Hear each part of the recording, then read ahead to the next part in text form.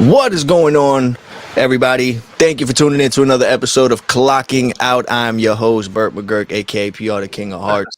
How you doing? How you living? How you been? Today we have a new guest speaker with us by the name of who goes by the name on social media, Blaze. Blaze, how are you doing? What's up? What's up? What's up, PR? We're doing well. I'm at home. One of three kids might be asleep right now. My wife's upstairs trying to wrangle all of them, and we're doing all right. The vibes were kind of crazy tonight. It's the first week of summer, so there's 10 weeks of summer, and we're only in week one, which from one perspective is great because I think kids need a break from school. But from the other perspective, it's a lot more responsibility on the parents right now, trying to figure out, is my kid going to camp? Is my kid staying home? What's my kid going to eat? Who's taking care of who? And it's tough. It's tough. But we made it through the first 4 days of summer, or the first 3 days of summer. So there you go. I hear you, man. Trust me. I've been dealing with the same thing too. My son's last day was today. My daughter finished all her schooling and testing last week. So now it's to the thing of like, even though they finished their school as parents, we still got to work. We still got like the day to day. We still have things. So it's like it changes our schedule. It changes what we have to do. So now it's adapting to that and trying to do something where making sure they're staying active, making sure that they're being watched and taken care of. So I totally understand I understand where you're coming from with that. And I know it's like things get a little bit more hectic during the summer because they have a lot of free time and you're trying your best to just make sure that they're staying positively active and that Mhm. you're doing what you have to do, but at the same time you're letting them enjoy the summer as well. So I understand how hard that is to balance sometimes. So before we get into the episode, I always like to give our guest speakers a chance to introduce themselves, tell us their names, where they're from, and give a little bit of background of who they are and what they're working on and their experience and whatever it is that they have an interest and a passion for. So could you give us a little bit of information of who Blaze is before we get started, my man? Oh man, yeah. I was a manager for 7 years, so I always look at this like I'm always like, oh, I feel like I'm in a job interview right now, and I got to give like my background. But I feel like I have to go even like farther back, because people need to know who Little Blaze is. Yep. Um, So, hey everybody, my name is Blaze. I'm a registered nurse. I've been a nurse for the past, let's see, I'm 36, 22, 14 years, almost 15 years. And I'm from Akron, Ohio. And so, you know who's from Akron, Ohio, right, PR? No. LeBron, LeBron LeBron James. James. Yeah, LeBron yeah. James. So, Yes. LeBron James from Akron, Ohio. And he graduated probably 3 years before me. And he's one of the greatest athletes of all time. Um, and so I always joke around like, oh yeah, LeBron's from Akron. He grew up like 3 miles away, which I think is true. Did I ever run into him? I saw him at Applebee's once, like when he was after his like first or second year. Other than that, I don't have any relationship with LeBron, but I think he's the man. And I think he's doing a good job. Um, so I grew up in Akron, Ohio for 18 years, kind of. Also, when I was 16, and I think this just boils down to like my work ethic and how hard I work right now because I probably always have my hands in like 5, 6, 7 different things. Um, but I lived in Hawaii for 6 months when I was 16 because I had a paper route for 5 years, no, 4 years, where I was getting up with my dad every morning at 4:30 a.m. We'd go get 150 newspapers and we deliver them in our neighborhood. And I probably did that for 4 years. I always tell people like, listen, I was 5'6" when I was 12. If I would have done that paper route, I'd be like 6'2", 6'3". You'd see me like in the NBA, the NFL. But that's who knows, who knows. But anyways, so one day I was really upset with my dad because I missed this party. There's this girl I wanted to say what's up to or something like that. And I was like, Dad, you stole my childhood with this paper route, man. Like I could have been at this party. And like your kids say these things sometimes that they don't mean. And like I've experienced with my kids now too. And it just like, it's strange, like it hits your heart chord. And so I think when I said that in that moment, it hit like a heart chord with my own father. And so he let me go move with my aunt in Hawaii for when I was in junior year of high school. And she kicked me out after 6 months because I was having a good time.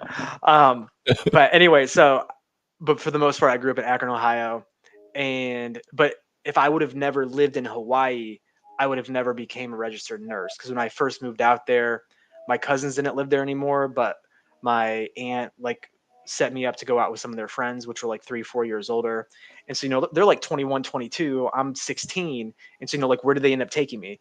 To a bar that like underage kids could go to. And I wasn't drinking or anything there, but I was playing billiards with like these old Hawaiian guys. And I was sitting there playing pool one day, and this guy is like, I'm gonna go be a nurse. I'm like, man, why would you want to go be a nurse? Like, only girls can be nurses. He's like, nah, dude, nah, you're the minority then. And he's like, you work with a bunch of women, you work 3 days a week, the pay's pretty decent, and you can either do a 2-year program or a 4-year program. And I thought, man, all right, that sounds pretty good. And it was that moment when I was 16 years old that I decided I was going to become a registered nurse. So that was, man, that was when I was 16. And so after that, I ended up going to school in Cleveland, Ohio, at a place called Case Western Reserve. I did that, the 4-year thing, got in, got out. I have a lot of debt, or I had a lot of debt because of that. And, fast forward real quick and we'll rewind. 14 years later, I was a staff nurse for 5 years after I graduated. I was in nursing leadership for 7 years. And last week, after going to VCon and listening to Gary, I decided to quit my job because my work was requiring me to be so present with them that I didn't feel like I was present with my family.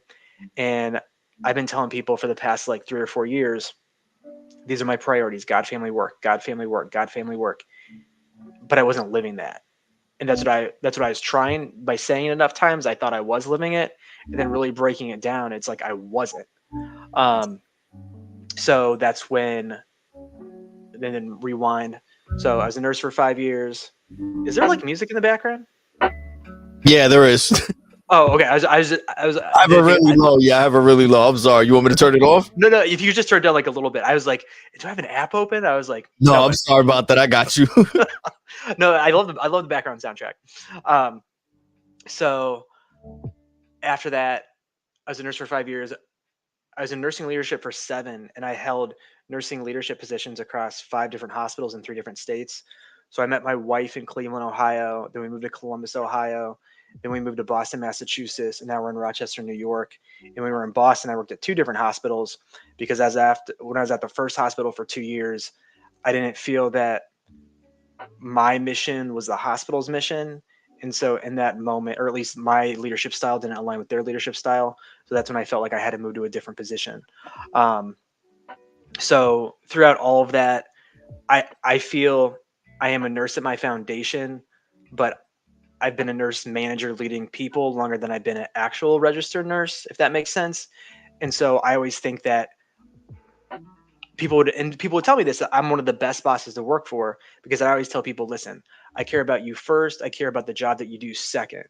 And I had people working for me. I had peers that I worked with. Like, there's so many people that I've talked to that then went and quit their job to go find something better. Cause I'm like, listen, you have one family. This is one life. There's thousands, if not millions of different opportunities.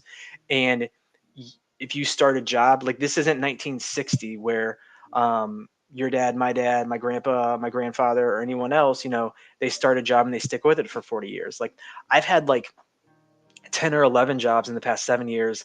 And like, I think back to some of the people that I worked with, and I hope they're happy. I mean, it's okay to stay in the same job for so long, but I just think about like how many people I wouldn't have met, how many different experiences I wouldn't have had if I was in the same position for so long. And again, I'm not saying that's a bad thing. I'm just saying that that's not the life experience that I chose for myself. Um, and I always thought I would just stay in Cleveland, Ohio forever. But I always tease and joke around about this. And I don't know if my wife likes this joke or not. But some people are like, man, Blaze, like, why'd you move around so much? I'm always telling them, that's the price of monogamy. Because my wife, she's a physician, and she like did a fellowship in Cleveland, and then she got a job in Columbus, and then she got a job in Boston, and then we wanted to move closer to family in Rochester, because 3 kids and no family around, it's horrible, absolutely horrible. And now we got the family. My parents are trying to move here now from Ohio too. So that's kind of like my background and my origin story of where I've been over the past 7 years. I've went back and got my master's in healthcare leadership. I'm a certified nurse manager leader. I'm a certified medical surgical nurse. And so how my trajectory went, I was a registered nurse for 5 years, assistant nurse manager for 6 months, switched hospitals, assistant manager for a year, nurse manager for a year. Then I moved to Boston. I was a nurse director for 2 years. Then I was the employee health director for a year. And then when I moved from Boston to Rochester, I actually had to take a step back because there's no director positions that would interview me. Um, and when I asked about that, like being there for 6 months, they were like, we didn't want to hire any. I don't know why. Um, sometimes people like get scared of hiring people, I think, in different leadership positions because they didn't grow up in that organization, which I can understand that from some perspective. But I always believe that like the more diversity, the better. Yes. And like especially like diversity experiences and cultures and races and all that stuff. Um, but so then I was a nurse manager for like 8 months, and like I saw Gary, and I'm like thinking about like at VCon last year, and I'm thinking like, man, I don't know if I enjoy this job. I enjoy serving the people, I enjoy serving the patients, but mixing it all together with my family, I'm like, I don't feel like I'm my best self right now, really out of shape, um, and just not living the life that I wanted for myself. And then some nurses called out on Father's Day last year, and the nursing supervisor calls me and she's like, hey, we got to run your floor short today, we don't have enough nurses. And I'm like, well, I'm going to come in. And she's like, well, you don't have to come in, we'll just do what we got to do. And I'm like, no, no, no, no, like this is my people, these are my people, this is who I'm responsible for, I'm not having them run that short. So I went in for Father's Day, and it was really upsetting for me because that was the day that my kids had planned for me. And I just felt, you know what, I can't be both places at once. And it was that moment where I'm like, I don't think this is the right job for me because I can't give 100% of myself to these 60 people at the hospital. And I can't give 100% of myself to these 3 kids, my wife, my dog that I'm raising. And so I'm like, I just got to get out of this. And so I still have like a lot of regret behind it because like being there for 8 months with that team, like I formed a lot of like great relationships, and I really enjoyed working with the cancer patients that I was over and the oncology nurses that I got to work with. But at the end of the day, like they can leave that job and come and go, but I'm always going to be these kids' father. And so as a, I'm always, I always have a second. I don't want to say I always have a backup plan, but I had started teaching part time like 3 months earlier, and I talked to the dean of the nursing school, and I'm like, hey, you have an open position for me. And she's like, 100%. And it was really cool because I still got to stay under the umbrella of the hospital that I really like, the hospital system I work for. It's called Rochester Regional Health. And so I get to teach nurses now, and I love, love, love the program that I get to teach in. Because when I graduated nursing school, I mean, I had my bachelor's in 4 years at 22, which is great. But I also had, I don't know, 120, $130 in student debt. Guys. Yeah. And I'm teaching LPNs becoming RNs. So these are people that already have their LPN, and then after a year they have their RN. So like technically they could have 2 years of school and have their RN. And I think that's awesome because maybe, just maybe, like at the max 50K in student debt, but like I want to say more to like 10 or 20.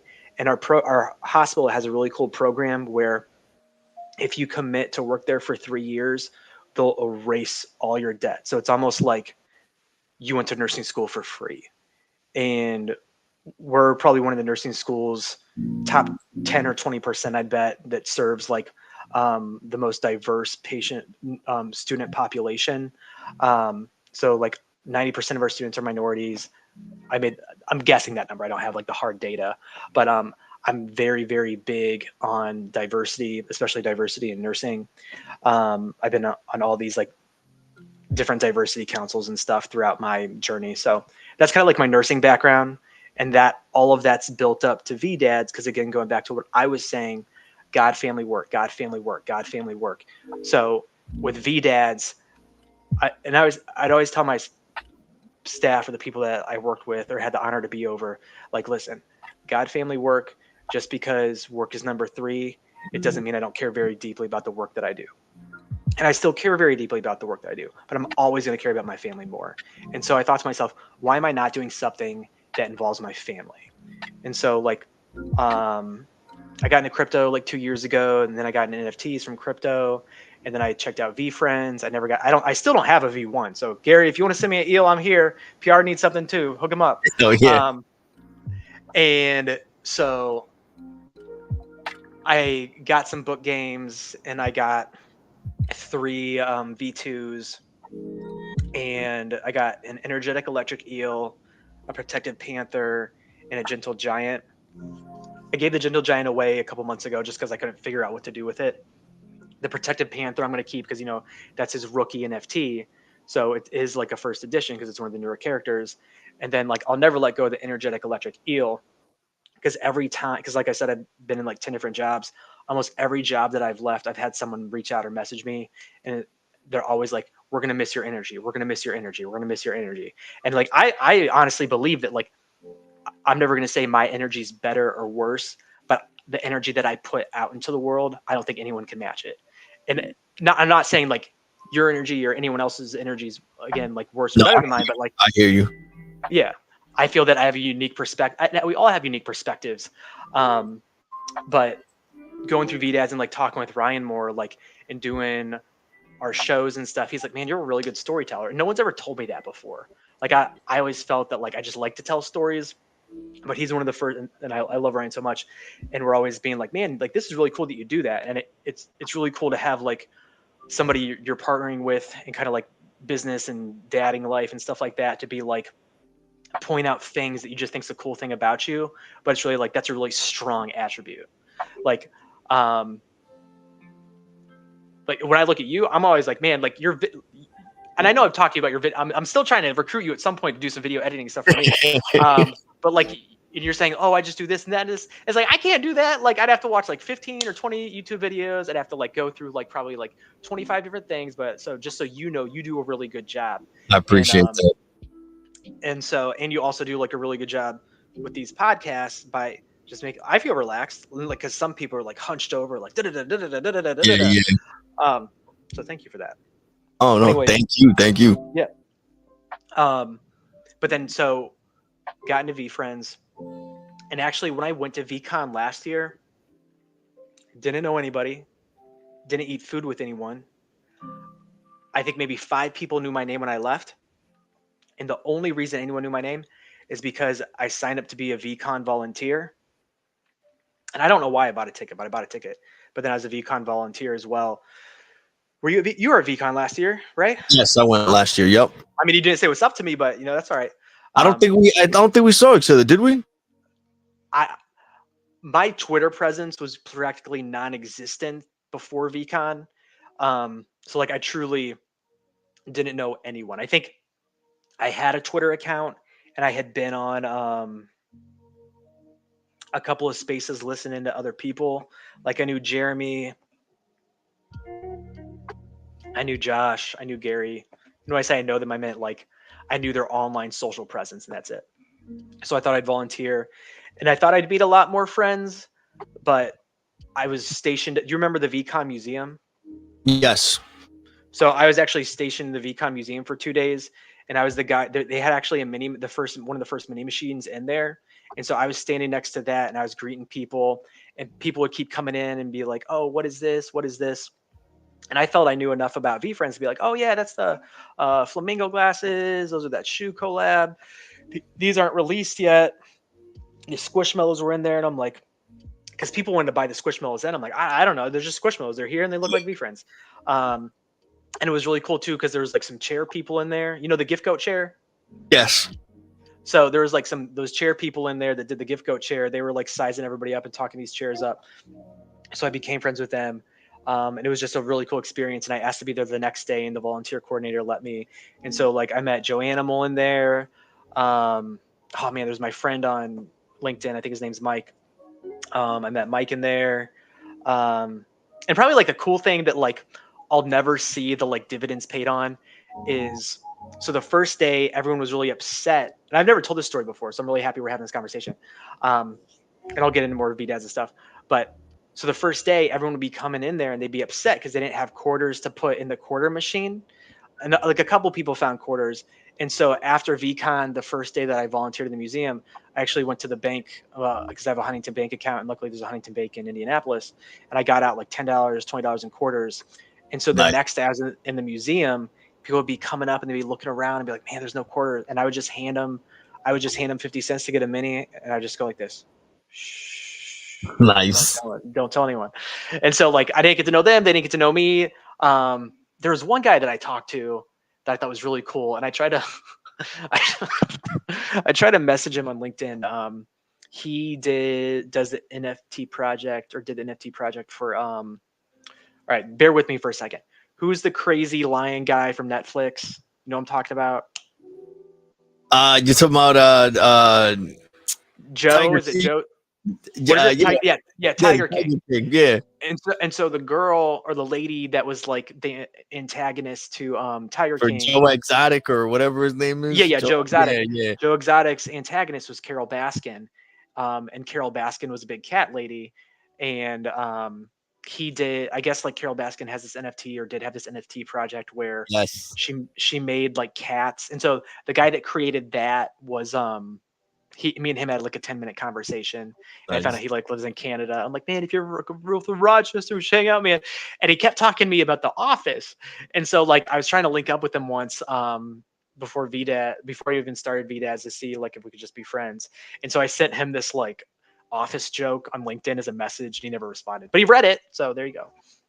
Maybe he responded and said, "Hey Blaze, great to see you." I don't know, but there you have it. So, anyways, went to VCon, didn't meet a lot of people, and then when I got back to VCon, I made the commitment to myself there. I'm going to post on Twitter every day for a year, and because like Gary was like, just post, just post, just post, just post. I'm like, I get it, man. I just got to post. I get it. All right, all right. Yep. So I start posting, and I mean, I probably have like 1,800 followers on Twitter, and I'm cool with that. Like, do I want more notoriety? Do I want? I mean, that'd be cool.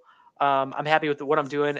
I care more about the VeeDads account than my own personal account because I feel that like I have a really good community through my personal account.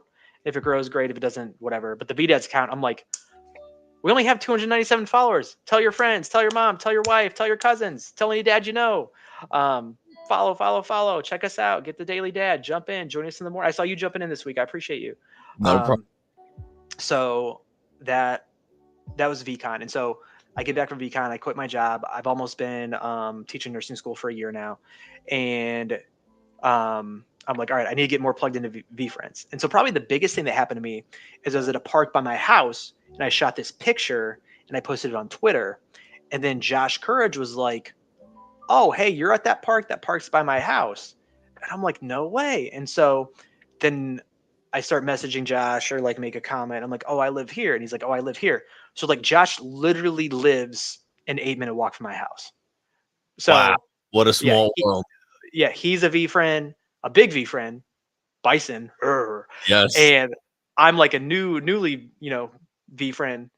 And he lives 8 minutes from me. So I always think like I have a lot of love, compassion. And he's also just a great dad and just a great person. And so like I feel very blessed and thankful because like I think being that close to Josh, whether he knows it or not, just gave me a lot more confidence in the community. There was a while every time I would get on Space and be like, oh yeah, I'm Josh's neighbor, Josh Courage, I'm his neighbor, but then I'm like, Blaze, you don't want to be known as Josh Courage's neighbor, but just so everyone knows, I am Josh Courage's neighbor. So there you go. And so I think that was really cool. So we hung out. I remember I'm like, I gotta impress this guy. So I was like, hey man, your kids come over. I'll make them some hot dogs. So his kids came over once when his wife was out of town. My wife was out of town, and like I made them hot dogs. And his kids played with my kids, and now we see each other all the time. And it's really we ended up going to the same CrossFit gym for a while too, which was serendipitous. But yeah. So anyways, that's Josh, my neighbor, and he's a great guy, and everyone knows Josh. And if you don't know Josh, you should know Josh. And then from that, I'm like, all right, well, what would a V friend do? I'm like, I know what a V friend would do. A V friend would make sure he's going to New York Comic Con. I got the Squishmallows and all this stuff. And so, oh man, I forget the dude's name, but I linked up with somebody on Twitter, and he's like, hey man, you should come stay here in this Airbnb. And I was like, I had plugged in my credit card number to lock in a hotel, a 5-minute walk from the Javits Center to go to New York Comic Con. He's like, nah, dude, I locked in this really good deal. We got a sweet B&B, Airbnb. You're going to love it. And it was in Jersey, man. Wow. He had me like getting on a train, getting on the Jersey train, getting downtown. Yeah, no. And I'm like, once we're here, and it wasn't like a good part of Jersey. Like, I want to look it up. I tried to like throw it at Gary once. I have to look it up and send it. You have to be like, you'll be like, oh no, Blaze, you're okay, or you'll be like, I can't believe Yeah, this. no. I'm from Yeah, Jersey, so trust yeah, me. I know what it's like out there. yeah. So, and like, I'm a cool dude. Like, I can get along with anyone. I feel that I can adapt to a lot of different situations. But he was from Chicago, and some of his friends, I think they had a good time, but I think some of his friends were actually like scared to be there at some, or like just like the public transportation piece. I I've been to Chicago. I've been in New York City. I think that New York City can be much more intimidating than Chicago. That's my personal opinion. If someone disagrees with me, I'd love to. Okay, I hear you. I've never lived in New York City. I never lived in Chicago. I visited both. I haven't been to Chicago in 10 years. There you go. But so yeah, we went out there, went to Javits Center. I still never shook Gary's hand or said hello to him. I've waved to him across the room, and he waved back, but that's it. And so sorry, there's a little minion coming down here. Hold on. Hey, hey, what's up, fam? What's up?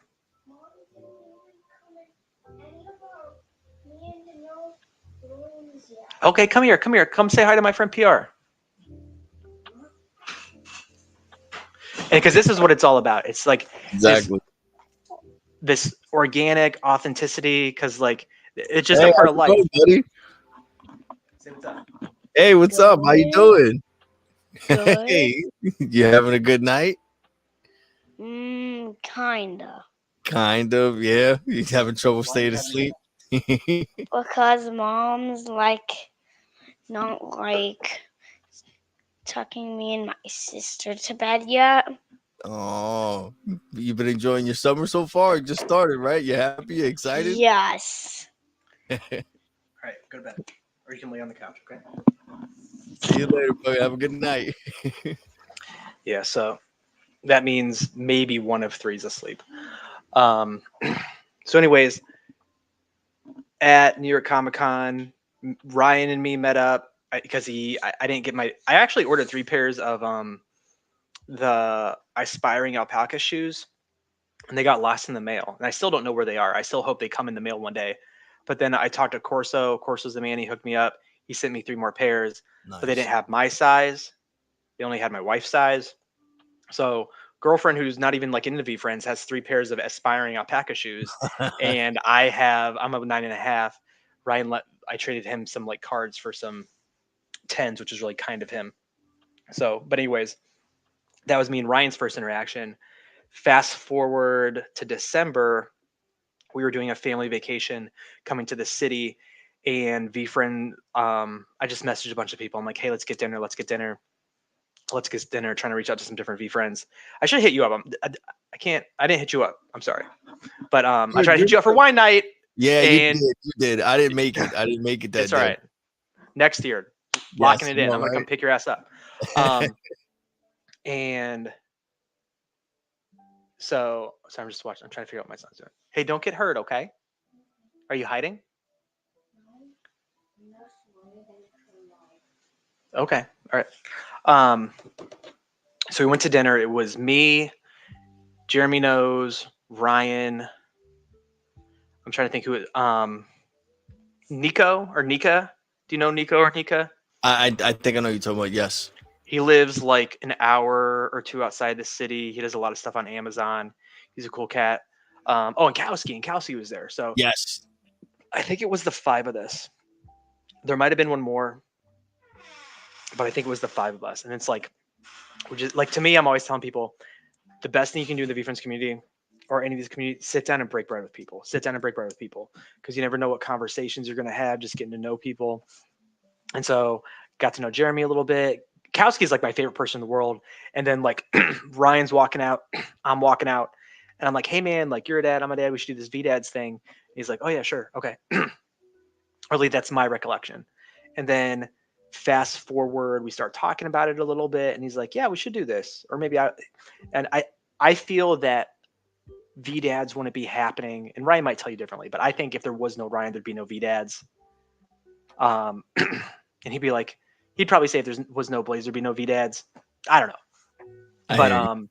so because he like designed the logo, I think that he really pushed me, and maybe he thinks I pushed him. I don't know, but I think he's been a good driver of like, hey, we should do this, this, and this, and I show up and I do my thing, he does his thing, and he's just like a great all around guy. And so first we're just like, let's do a space, and it's cool to see this like build up over time, because like really VeeDads has only been incepted or created back in January, so 6 months ago, so officially. So we start the spaces for VeeDads, and I think we just finished week 25 or 26. I feel like I'm making up numbers right now, but it's around that. Um, and so first we're doing the spaces, and it's like, all right, this is really good. So we're just doing the spaces from like my account or sometimes his account, and we like committed to do it. And then so we're having all these conversations, and then it's like, okay, like could we be doing something more? And so I think like we've done some impromptu stuff here and there, and just starting to post more. And it's like at one point it was like, you know what, we should do this like we try to do it in the evenings, to have something in Tuesday afternoons and then something in the evenings on a different day, because we're like, we need to do more than one space a week. And so like we'll probably get 5 to 20 people coming in and out of the spaces on Tuesdays, but like the nights are filled up. I mean, we're fighting with like, giants in the industry. Like we're fighting with Teacher, we're fighting with Chels, we're fighting with IJ, we're fighting with Josh. There's always like some other people. We're fighting with clocking out and at night, and so it's like, this isn't working out. And so we're like, should we do a different spaces like during the day? And like I have a big problem with time. Like I try to be like very cautious of what I commit to. And I'm just like, man, like like I still need to get like my job done. I have this like stuff to do with the kids. I don't know if I can commit to another hour spaces. And then we're talking about it, what direction we want to take and stuff like that. And then I don't know how it came up with the Daily Dad, but do you know Dom in the community, Dom Ruiz? Yes. Yeah, he's from California. He had mentioned before we should check out the Daily Dad, and I think it was Ryan's idea. Hey, we should get this book, check it out. And then we're like, you know what? This is great content. We can just read this book every day, talk about it. And I think we're like, we should do this every day. We should do it every day. So our goal right now is, between me and Ryan, we do it every day. And so some days you get Ryan, some days you might get me. A lot of times you'll get the both of us, but between the two of us, our goal is to do 365 days. And so we're trying to figure out because we would like to do this for years, because we're never going to stop being parents. And honestly, it's probably been like one of the greatest dad things that I feel that I've done, because going back to God, family, work, God, family, work, God, family, work. Do I need to pray more? Can I be close to God? Absolutely. But like as a dad, it's a moment every morning to reflect on, how am I doing as a parent? What could I be doing better? What can I reflect on? And also like being thankful. Like this is mental health month, so it's a lot about like how to build your mental health up as a dad. And so I'm excited to check out some of the different months. But how great is it now? Because in my other jobs, I'd be waking up every morning like, oh my, okay, I got like 15 emails to respond to. I got to go to this meeting. I got this other meeting. I got this meeting. I got this meeting. And I still have lots of meetings, and I still have lots of emails, and I still have lots of work to do. But since I switched jobs, I did take a pay cut, but I have a little bit more flexibility with my schedule. Because like if I'm doing this, if I can't be at work till 9, I can always do some work later, and I'm still going to work like 4 days a week, working from home 1 day a week. But so that's what we're doing right now. And so that's kind of like the spaces that we're doing, but I haven't talked about like, why are we doing this? Why am I doing this? Because I'm starting to try and get like schedule a lot more. And I'm curious if you ever got this question. Because like a lot of the time I don't ask this question for myself unless like I think someone has like ill will or is being a jerk or something. But like I think from watching all your content, I'm like, PR's a good ass dude. Like I want to be a part of what he's building, and I'm honored to be on your show. So thank you. Appreciate that. But you think about some people that are like, I don't know if it's ever happened to you, but have you like someone's like, hey man, we should go get coffee. And I'm like, oh yeah, like we just met, but like you have kids, I have kids, I work, you work, stuff like that. Like, yeah, like I'm always looking for more dad friends. Let's do it. And then you go and he's like, man, listen, I'm so glad we got coffee. Oh yeah, me too, bro. I'm always like, connect. Like, you want to play chess or Scrabble? No, man. I want to tell you about solar panels. Listen, we're like solar panels. Like, you need solar panels on your house. I'm like, Yeah. what's going on? Like, or I it's know. like, like Rogan and Fields, man. You ever think about Rogan and Fields? You could be selling like your own creatine right now. It could be Blaze Teen. You know how people are going to get jacked on Blaze? I'm like, what is going on? I thought we were playing a nice game of Scrabble, and you want me to start like licensing and like making my own like health products. Yeah. So that's the only reason I ever ask people why. But like, I've been scheduling these interviews, and people have been like, why are you doing this? What do you get out of it? And so for me, it's like twofold. One, or maybe threefold. One, I want to grow as a dad. I want to be a better dad. Like in healthcare, in a lot of industries, but I'm from healthcare, so I'll use healthcare. Like almost every meeting I go to, you might spend, like in a 60-minute meeting, you might spend 1 minute recognizing, hey, we did this good. And you might spend, but then like the other 59 minutes, it's like, okay, what are we doing bad so we can be better? Or what are our strengths so we can be better at those? It's always like, how can we be better? How can we be better? How can we be better? And to an extent, I think it's really sad because, well, it's not sad, but being better is great. But for healthcare, a lot of places have replaced servant leadership with lean leadership. And so it's instead of how can I serve my people so they can do a better job, and kind of that like putting the sheep before the shepherd. It's all about like, how can people do more with less? So it's like, okay, I take out this, take out this, take out this. How can they do more? And from it does work in some things, but when you start saying, how few people do we need to get the job done, then you start to bypass some safety stuff. And like money's tight. Like I understand that, and insurance. And so I'm going off tangent, but anyone out there, lean is great with certain things, but just remember there's other ways to do things too. Yes. But back to like, why wouldn't I want to be a better dad? So waking up, knowing that I can join this group, and we probably have like 5 people that join almost every day. Like Nath is in there, legit Craig's in there, Ann's in there almost every day, Dom's in there almost every day. Paul just started joining a lot. Josh Courage will jump in. Scuba Steve will jump in sometimes. And so we have this like core group. And so Gary's always talking about like, get that long form comment, chop it up, spit it out. And it's like, so we're doing this every day. Like Ryan's one of my best friends now. Like we're almost like business partners, and it's almost like work, but it's like fun work, I guess. I hope this is fun for you. Yeah, no, I enjoy stuff like this. Yeah. And exactly, like this is what we're passionate about. Like I'm passionate about being a dad. Oh yeah. So the whole point of this is trying to get my 3 things. The one thing is I want to be a better dad. And I do feel like since I started doing VeeDads, I've been doing more stuff with my kids that I hadn't done before. And I'm yelling at my kids less. I still yell at my kids. Like I have a Nissan Rogue, and when I have the 3 kids, I try to drive my wife's car because she has an Atlas, and there's just more room for them to move their bodies. And so like, but her tire popped. I popped it the other day because there's a bubble in it. It was fine. I didn't crash. But they're like, the baby that's 3 likes to lean over and like just like whack at the 6-year-old, and my 6-year-old gets so mad. And like, I'm like, every time I'm like, I'm going to pull this car over. I'm going to get him out. I'm going to give him the business and tell him what's up. And then like, so it ends up like me being like, you can't do that. Stop hitting your brother. But then the 6-year-old goes and he's like, smack, smack, smack, smack. No, you can't hit him like that. Look. And then I'm yelling. I was yelling louder than that because I always tell my kids, listen, I'm trying so hard not to yell at you guys. And if I ever really, really yell at you, it's probably because of safety concern. And I'm like, you can't be beating your brother and smack him in the face like that. And then Brody, the 3-year-old, is like leaning over and like continues to claw at him after I've asked him like 3 or 4 times. And so then I yell at him trying to get up, and everyone's crying, and like my cortisol's up, theirs cortisol's up. And so I'm like trying to avoid those situations. And it's like, if I just had my wife's car. And then, so I'm like, if my daughter sat in the middle, it wouldn't be boy, boy, girl. It'd be boy, girl, boy, separate the testosterone. But then my daughter's like, no, I don't want to sit in the middle. Boys smell, blah, blah, blah. And I'm just like, I don't know. Then I'm like, in my mind, I'm like, maybe I could sit her in the front seat, but she's 7.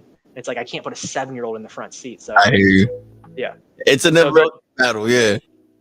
So that's why I like VeeDads, because I want people to know, like, you're going through this. I'm going through this. Yes. No one knows what to do, but let's talk about it and feel better about it. 100%. And then every now and then we get like some nuggets from people sharing the experience of parenthood. Like Ryan started a star chart because he heard me talking about doing a star program with my kids. I'm trying to think. I've adapted some stuff from Ryan as well.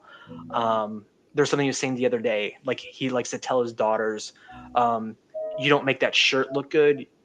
Wait, you don't make that shirt doesn't make you look good. You make the shirt look good." And so I was looking at my daughter today. She was wearing this Taylor Swift shirt, and she's like, "I look good, don't I, Dad?" And I said, "Nah, girl, you make that shirt look good." And so, like, trying to get in the mindset, like, you don't need these things to make you. You make those things. And so it's just like little stuff like that. I know we were doing these VDAD challenges for a while, but we lost track. But we're always throwing different stuff out there. So the first thing is I want to be a better dad. I want to help people in the community be a better dad. And the tertiary goal is, and I don't like, I'm very comfortable talking about death, but I feel other people aren't comfortable talking about death. So when I start to talk about death, I get uncomfortable because I think I'm making other people uncomfortable. So I make you uncomfortable at all, I'm sorry. But as a nurse, if there was one thing that I want everyone to just think about for 10 seconds, not every day, but just in this moment, is everyone's born and everyone dies. That's just how it is. Some of us come sooner. Some of us leave sooner. Some of us leave later. I think the saddest thing in the world, and this happens to some people in our community. Craig's very vocal about it too, and I love him so much. And so, like, my heart breaks. I'm trying not to cry. My heart breaks from all the time, because the saddest thing in the world is when a parent has to bury their child. So one of the things that I didn't talk about with my own story is my 3-year-old was born on March 25th, 2021. I got a call from the hospital, and my wife's like, "Listen, I'm going into labor." And she wasn't supposed to have the baby for 2 months. So, like, a lot of the times, like, you don't know what's going to happen. And she was like, "They're going to give me some medicine. It's going to close up my cervix. I'm going to be fine. But you should come be with me." And I'm like, "Okay, cool." So I told my boss, "Listen, I got to go. Mom's going to have her baby, or is trying not to have this baby. I just need to go be with my wife at the hospital." I remember I was driving to the hospital. I was really into comic books at the time, and so I was like trying to like buy some comic book online. I'm like driving to the hospital, and it's a hospital I've never been to. And New York is pretty organized with their streets and their blocks. Boston, it's like they put spaghetti and threw it on the wall. You don't know where you're going at any given time. And so, like, I'm trying to get to this hospital, and I get a call from this doctor, and she's like, "Is this Mr. Hirsch?" And I said, "Yes." So all this stuff's going through my mind. Why is this doctor calling me? Like, I was just talking to my wife a little bit ago. Like, what's up? And she was like, "Your baby's here." I'm like, "Excuse me?" Like, my wife just called me and said the baby's not coming. So why is this baby here? And then she was like, these things just happen sometimes, but I want you to know the baby's okay and your wife's okay. Come to the hospital as soon as you can. And that was it. And she hung up the phone. And I'm like, "Okay, well, the baby came 8 weeks early. Like, what's up?" And so I'm racing to the hospital trying to figure it out. Like, I'm worried about my wife. I'm worried about this baby that's supposed to be in my wife that's not my wife anymore. And I remember I get there, and like, I can't talk to my wife because I'm in surgery. I can't talk to the baby because since he came early, there's this miracle drug that came out. I don't know when it came out. I want to say like the 40s, 50s, or 60s, but it's called surfactant. And because the biggest worry when these babies come this early is their lungs aren't developed enough and they can't get in enough oxygen. So they gave him some surfactant, and his lungs got together or whatever. And he made it through that night. They had to intubate him. And so when he was born, he was like from this finger to like here on my wrist. Like, that's how big this kid was. And so they're like, "We think he's going to be okay. Like, we want to intubate him in like 2 or 3 days."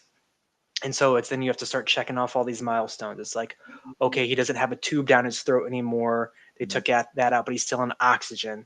He still needs to be in this incubator with humidity and oxygen. And then he gets out of that. And so my wife ended up being okay. She had some stuff going on. She's fine. And then it's like, is my baby going to be okay or not? And so we got through the first week, And after you get for the first week, you're like, okay, I think my baby's going to be okay, but I don't know, like, are they going to be like a normal kid? Hey, what's up, buddy? Yeah, I'm going to tuck you in very soon. I'm just talking with PR. You can lay down here, lay on the couch out there with the blanket, okay? 10 minutes or 20 or 30 or 40, okay? Okay, I'll do my best, okay? So anyways, at that 7-day mark, you're like, okay, I think my kid's gonna be okay. I think we're gonna make it out of here, but like, how are they gonna be? Is he gonna be like together mentally? Is he gonna be able to see? Is he gonna be able to hear? Is he gonna be able to taste? Is he gonna be able to walk? Is he gonna be able to all these things? So like, I'm very blessed. I still have both my parents, and they were like talking to all their friends that had premature babies, and they're like, they're fine, and like, but not all of them are fine. So your mind always goes to the worst case scenario. So long story short, baby Brody lived in the hospital for 90 days. He got out at the 90-day mark. He's been home ever since, and he's like our thickest kid now. Like talks, walks. I think that he gets short of breath more than my other kids did, and I think that he might have he just might need his adenoids out. But from what I can tell, like you couldn't look at baby Brody and be like, this kid came 2 months early. And so at some point, I'd love to do something with like preemie dads and just be like, if that happens to someone, call me. I'd love to like just like coach people through that. But anyways, that was probably like a big thing for me, like God family work, where I'm like, I need to start like growing something with my family. That was like where it started. But going back to VeeDads, so again, it's I want to be a better dad. How can we help the community be better dads? And moms too. Like moms can join VeeDads. It's just VeeDads and moms or V parents or V rents. We just like wasn't vibing, so we think VeeDads because there's a strong male focus, but we love women too. And then so it goes back to I'm trying to curate something for my family because I'm not going to be here someday. I hope to be here, you know, I'm 36 right now.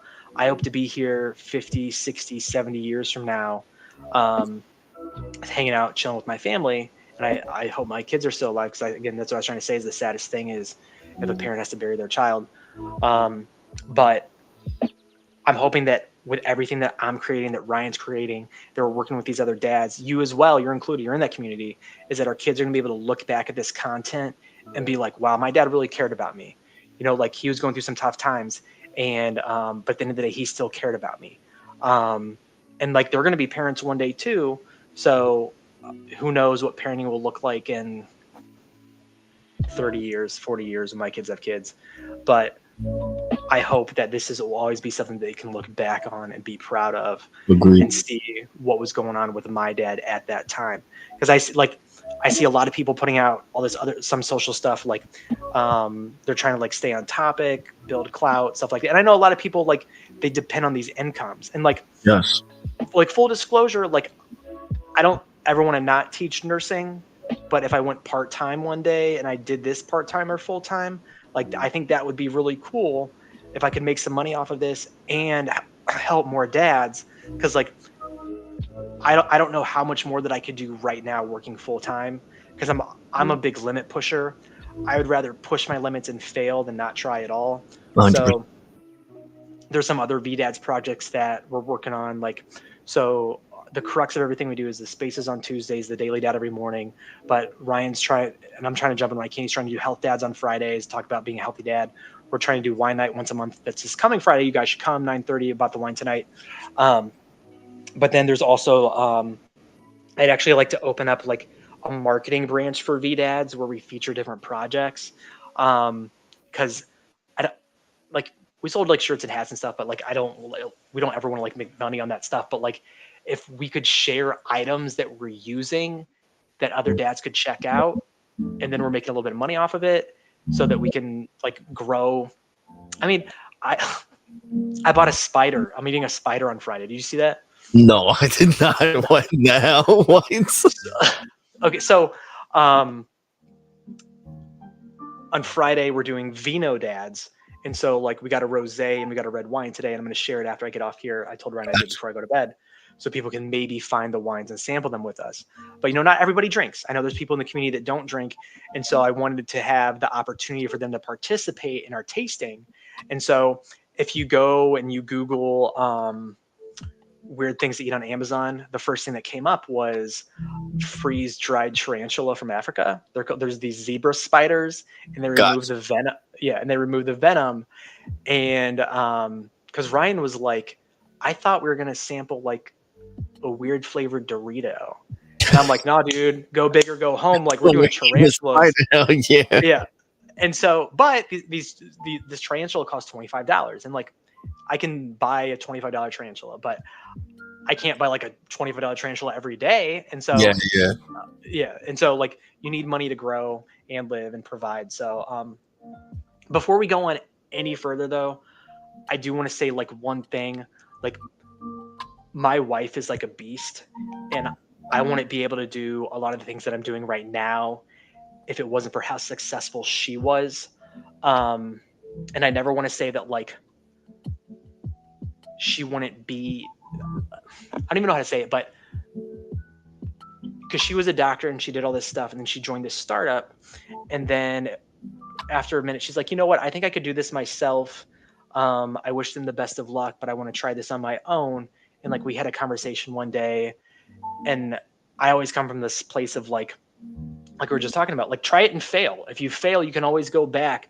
But if you never try it and you never fail, then you'll always be asking yourself, could I or could I not have? And then she is just like, she blows up even more every day. Like, the projects and things that she talks to me about that she's working on, like, I mean, she has like, I think 100, 150 podcasts on Spotify, and she probably gets like thousands of listens, give or take, like, for her podcast. And so she's always like, what's your listener rate on Spotify? And I'm like, can you ask me in like 6 months or like a year? Like, I'm not ready for that conversation, because it's like 6. There's a couple, we have a couple that like got like 30 listens, and we're growing, and I'm like cool with it. But she has like 150,000 followers on TikTok. And so I'm not sure that I would be comfortable with this social media identity if I didn't see her working so hard to do that. But anyway, so now she has her own, like, she doesn't have her own, but she has this collaborative where she works together with different nurse practitioners and doctors to provide menopause care for people. She has her podcast. She actually has her own AI bot. So if you're like mom or friend, or you know anyone going through menopause, they can subscribe to this AI bot for $10 a month and ask it all these questions about menopause, and they'll answer it as if it was my wife, kind of. I don't know if I'm saying that right, but it's something like that. But anyways, so the whole point is, like, my wife is this awesome entrepreneur, and I don't know if I'd ever be trying to do my own entrepreneur thing right now if it wasn't for her. So that's why, like, if it wasn't for her, I wasn't able to like take a pay cut last year. And she's built something great. I would love to build something great too. And that's not even like a goal of VeeDads, but I just wanted to share, because I think you always want to know, like, if you peel back the onion, like, what's behind that, what's behind that, what's behind that. And like, that's a big part of our family and stuff like that. So yeah. No, I love that, man, because it's rare, man. I actually appreciate when people share things like that, because I co-parent. It didn't work out with me and the mother of my kids, and it's complicated stuff. But at the same time, when you hear from other people that they're with someone that they can actually share what they actually are interested in, and they can work together to actually make it happen, like, that's a big thing to me, because I feel like that's something that I overthink about a lot. Like, it's right now, and I keep a lot of what I do with the podcast and what I do with social media and content creating very separate from my personal life, in the sense that I really don't tell nobody that I do podcasting, whether they're friends of mine or family, because in the beginning, like, all this podcasting stuff, it turned into what it is today by accident. It wasn't supposed to be like this. In all honesty, I was into music before I did podcasting. I was an independent music artist. I was doing it for years, but I was only known really like locally over here. So I would be able to get booked for like shows and things like that, and I would be able to make decent money where it was like a side hustle. But as a musician, not a musician, but as a music artist, you want to be out there. You want to do more stuff. You want the attention. You want to be out on stage.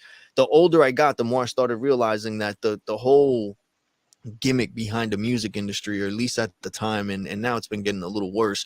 You have to have like this big gimmick. You have to be willing, as much as it's literally exactly how it sounds. You have to show your ass, in the sense that you have Mhm. to be willing to embarrass yourself and do things that no one else is really willing to do. And it's not even because of the fact that you care about the music or the craft. It's just the whole thing about attention right now. And it's like you mentioned, there's a lot of other people that are into like different things, and they try to get you in with one thing. Like the conversation you had with the one guy, you thought you going in there for one thing, and then he's trying to pitch you and sell you on something else. So Yep. it's like it's kind of hard to find the people who are genuinely interested and genuinely trying to just connect. And then it's kind of hard because now like the new thing is like, oh, just act like you care or make it seem like you do, or you want to. And then when you meet up with them, you realize it's not really that. They're just doing it for the sake of the algorithm or for the sake of the Yep. show that makes it look like one way or another. So I understand where you're coming from with that also as well. But at the same time, it's like when you're trying to get into this stuff, it's hard because I always overthink, like, should I tell people what I'm doing or what I'm not doing? Because two things always come to my mind. One, am I even at a point where I should be talking about what I'm doing? It's like you mentioned with what your wife, she has her podcast and all that. And then Mhm. like she wants to ask you and compare notes or compare streams and all that. And you get to the point where you overthink, like, you know what, give me some time. And then, once I start building up more stuff, then we can have this conversation. So that always pops in my head when I want to share what I'm doing with people, because automatically, like, I have kids, I have friends, and everyone's on social media. They all know what podcasting's like, and vloggers Mhm. and all. They have an idea of it, but what they see is the people that are popular, the people who have 100,000 followers and make like Yep. 17 videos and podcast a day, and like they have teams, they have groups, they have like all this stuff going on. They didn't see the build up to that. They just heard about them when they were already at that level. So it's hard for Mhm. them to process or understand that there's a process to it. There's levels to it. It takes time to build up to all that.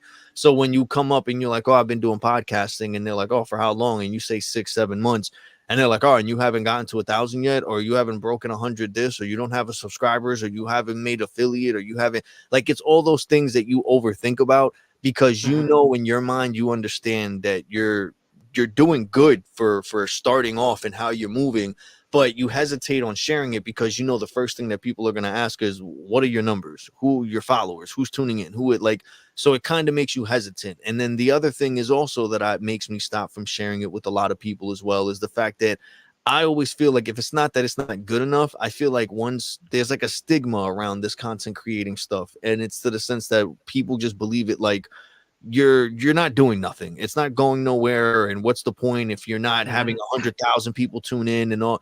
So it makes you hesitant to want to share something you actually care about, when you know that the people you would like to share it with, sometimes they're not like, okay, you're doing something you enjoy and you're having a good time and you're learning it and you're enjoying the process. They don't look at it like that. They just look at it like, okay, but how much money are you making, and how many people are tuning in, and how. So it's like it makes you overthink, because you feel like you want to share something you care about, but at the same time, you don't want people to devalue the small the small victories you've had and the progression you've been getting. And so it makes you hold back. That's why I keep a lot of things separate. But little by little, I've been getting more and more comfortable with the fact that I really don't care. I Love started, it. yeah, I used to care so much about like when I would stream and who's gonna listen. No, it's right now, and right now it's like, I know it's kind of hard because we're late. To the Moon is having their moon games right now. People are on. Last night I had Joanimal from Carson's Caramels come on, Yep. and last night they had Fanatics was on. So it's like those things, I really don't think about it. I used to stress myself so much thinking about who's streaming at what time and what day. I got to make sure I don't stream at the same, but it was causing me even more stress doing that, because Mhm. as much as I was trying to do it respectfully and to not like, because right now we're all in the same community. A lot of our supporters, they all show up for one another, so Mhm. it's a battle trying to get them to show up to our stream over someone else's stream, or thinking about, okay, I don't want that person to think like I'm taking the attention from them, and like all these things come into play. But it just got to the point where I stopped thinking about that, because it's limited. I'm working 2 jobs, and like you mentioned, like, you know, from working a job to then being a parent, and then also trying to balance all that with doing what you have an interest in. But then there's things you have to learn. You have to learn about streaming. You have to try to come up with more creative stuff. Then you got to work on creating the content and taking the snippets and clips, and then work on learning how to edit and all this. It's all a process, and it's something that honestly, it's not fun for the people who really aren't doing it because they enjoy it. Once you realize and you find the thing that you're doing, um, not enough out. Yes, not enough hours in a day, like Naksho's saying right now on Twitch. I fully agree with you. It always feels like you don't have enough time to balance it with what you have to do, what you know you should be doing, and what you want to do. And that's the whole thing. Like, what you have to do, you have to go to work. You have to make money. You have to provide for your family. You got bills. You got to take care of it. Then what you have to do in the sense of being a parent, you have to show up. You have to be there. You not only just to be a parent and make sure that they're safe and they eat and that they're okay, but also to give them love and attention and create memories. You know what I mean? And then at the same time, then you're like, oh, I'm interested in this and I want to try this out. And I want to, whether it's something you've done when you were young or whether it's something new that you're picking up and you're trying to learn, there's always that struggle of trying to find a way to have the time for it and balance it properly. And then once you actually have that, then it's the struggle of keeping that and being consistent with it, because then you always have the battle in your head, like, is this, like, what's the point? What am I doing? What's the reason? Is it getting anywhere? What's the progress? What's the, and I understand all of the things you're saying and I can relate to it. And you know, like the things you're doing with Ryan and how you guys are streaming more and doing that, all of that, I love it. Like, what helps me with what I'm doing, at first I stopped thinking about streaming at other times of other creators. I had to get that out of my head because I noticed that I'm working too much. I only have a certain amount of hours, and it's like now I normally don't stream at this time, and I try to stream earlier because I know around this time To the Moon and everyone does their stuff.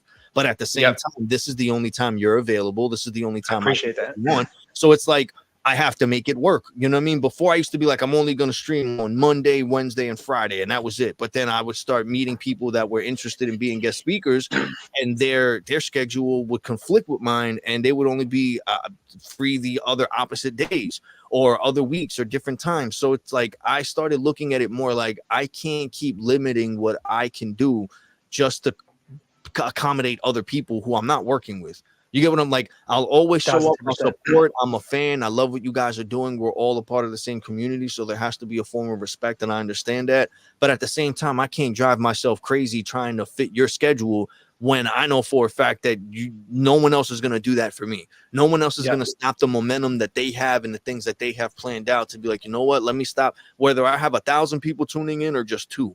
It doesn't really matter. Like, at the end of the day, you have to do what's best for you and what works for you and your schedule and your timing. And so I that's the first thing that I would like to share that helped me out.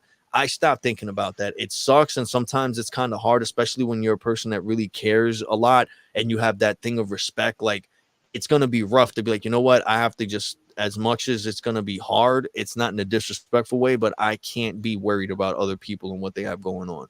Then the second thing was, as far as the content, what really helped me out, I learned the hard way. The reason I do this, I selfishly started this and clocking out podcasts. It wasn't even supposed to be clocking out podcasts. I was doing music, and my project that I wanted to do, I had this idea for like my big last project. I'm like, you know what, this is going to be my last thing I do. And if it doesn't get me something out that's with you know, further than the distance of my local area, and I really get something buzzing, I was like, I'm going to take a break from like putting so much time and effort into this music stuff. I enjoy it, but it's to the point where it's just draining me too much, and I'm getting too old. No one really wants to see that. They want to see young people doing this and that. If it doesn't work the way that I see it, I'm going to think of something else. Clocking Out Podcast is going to be the name of my mixtape that I did. And really? Yeah, the whole idea behind it is what I turned it into the podcast for. Was I came up with it like, you know what, this project's going to be the project that I'm going to document, from making the beats, creating the songs, recording them, doing the videos, meeting with people, networking. And I was like, I want to give other independent artists that documentary or that vlog or whatever it is that they're missing, that shows someone who's really documenting the process from A to B, and that's showing you, listen, this is how I started in this job that I hate, but I'm also doing this on the side. And I wanted to show that. A lot of people talk about, oh, you have to have your regular job and your side hustle and this, but they really don't show the step-by-steps. You're always left questioning stuff. You're always left going on YouTube looking for tutorials or Googling this and that. So I'm like, what if I just document every day and the whole process, letting people know this is how you balance your work-life balance. This is how you focus on your side hustle. This is how you save. Like, I wanted to go through all that. In the process of doing that, COVID hit. When COVID hit, my whole idea was I was investing money into create a home studio. I was going to do everything in-house, document myself, document the whole journey of this mixtape. COVID happened. None of the producers wanted to link up. No other artists wanted to come by. So I'm like, damn, this is ruining my idea. My idea was to use this home studio for my own project, but at the same time, make side money by booking other artists and all this and documenting all of this buildup. Now, what am I going to do? So then I changed the home studio into just doing stuff for podcasting, because I figured I would be able to document myself just having conversations with people and trying to do beats and all this stuff like virtually. The more and more that I tried doing that, it just started turning into me documenting conversations I was having with people and then like sharing their personal life and their experiences and advice. And at first I just kept it to myself. I'm like, this is good stuff that I could keep, that I could learn from. But then at the same time, I'm like, why am I being selfish and keeping it to myself? Like, if I can I love that. I can just share it. So then it started turning into something else, because the more, at first I was just having Zoom calls or calls with people on Discord, or I would do spaces and no one else would tune in. I would just have a conversation with, so it was just that one-on-one thing. And the more and more I kept having conversations with people, the more and more I would re-listen. And it would be hours, like 3-4 hour long conversations. And I would go, there would be nights, instead of listening to podcasts or watching YouTube or Netflix, I would just revisit those conversations.